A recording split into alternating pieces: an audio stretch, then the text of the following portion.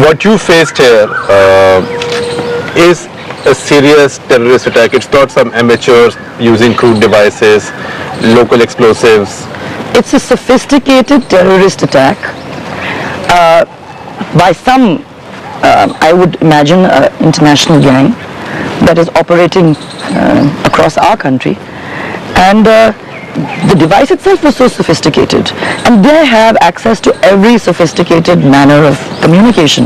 They're on the web, they're on the IT, they're emailing each other, their weapons are sophisticated, their method of dealing is sophisticated, and we are archaic in our response. You talk about all this sophistication. Does it involve the dreaded three-letter word, RDX? I would say it involves it all. Everything is involved in this. The latest type of ammunition, the latest type of weapons. And why do you say we are so archaic? We're archaic because, I mean, we have not, most states, I believe, would not even have cells which are dealing with terrorism at that rate. Do you have them? We've, in fact, we are a border state, and I'm just saying that whether the center involves itself with us or not, we are going for an emergency meeting and setting up a special task force in which I want to invite people who are experts on terrorism.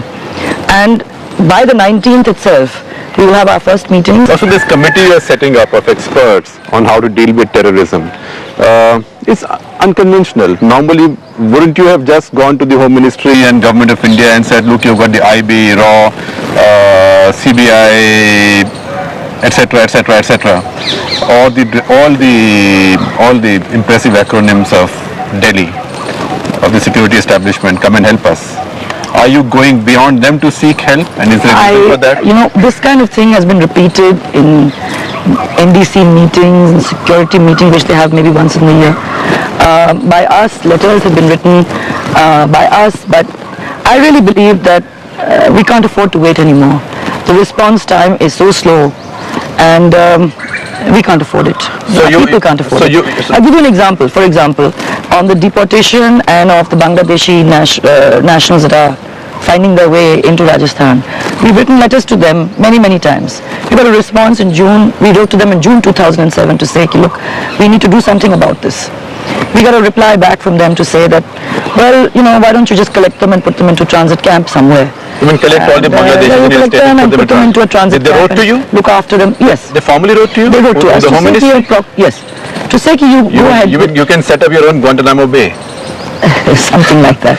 But it's much more serious than that. How can you quarantine so many thousands of people? This is the question that I'm asking. The center, the Home Ministry has formally written to you that if you think they're illegal Bangladeshis, you can round them up. Kindly round them up and put them in a transit camp. And put them in a transit camp? Yes. And you feed them there. And what happens after you have them in the transit camp? We don't have an idea because we've been going on with this since June 2010. Under what law can you detain people in a transit camp? I mean, this is exactly what George Bush has done with his suspects around the world. We're asking the same question. But why the focus on Bangladeshis?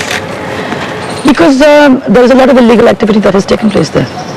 And this is not known. Are you linking them with the blasts last week, this week? Well, I mean, the email that was sent was by the Hujis. And this is an organization that actually works out of Bangladesh. Of course, it has branches all across our country also. And they have, as I said, similarities have taken place between 2 or 3 states. So it's there for everybody to see. Now, the case has not been cracked, so one can't say for sure. But I mean, you can see by the email that definitely there is an involvement from people outside.